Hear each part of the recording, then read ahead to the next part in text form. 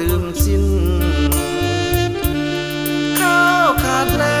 งแกงขาดหม้อน้องก็จะกินหากยาน้องก็จะกินจอมดอยน้องก็จะอยู่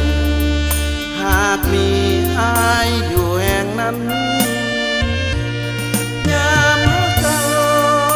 ความมักปานจะกืนกินเนื้อแผ่นดินแม่นำจะขวางกีดกันอุปสรรคจะมีเป็นน้อยเป็นพันผู้ใหญ่หรือจากงามน้องก็บ่ขอเป็นอื่นสิ่งเดียวคือจะทนหักอำนาจแห่งความรักหนักเหนือแผ่นดินแผ่นฟ้าแม่นำพื้นพัดสุธาว่าแล้วจังไฟใจหาผู้พาหินแผ่นนั้นหนักล้ำเปรียบใส่ยังเบาอยู่ไกลหอมห้วยภูเขาแห้งหักยังทรงถึงอยู่บอกฮักนั้นบ่จืดจางยามมากันนรกก็เป็นสวรรค์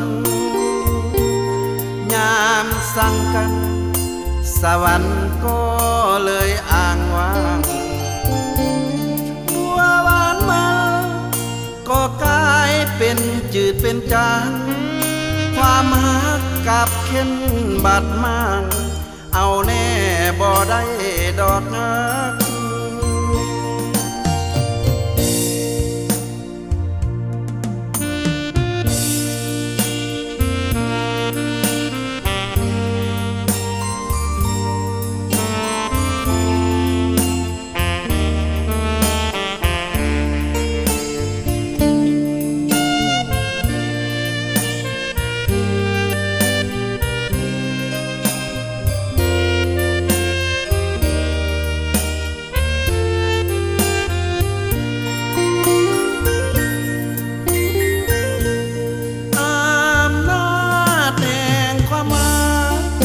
หนักเหนือแผ่นดินแผ่นฟ้า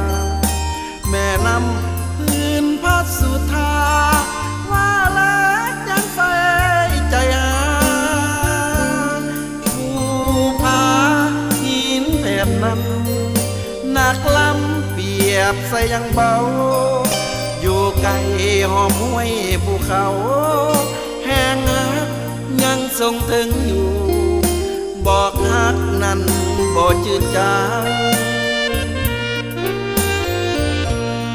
ยามมากันนรกก็เป็นสวรรค์ยามสั่งกัน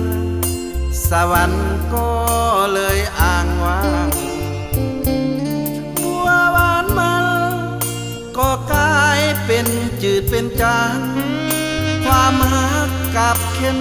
บาดมางเอาแน่บ่ได้ดอกฮัก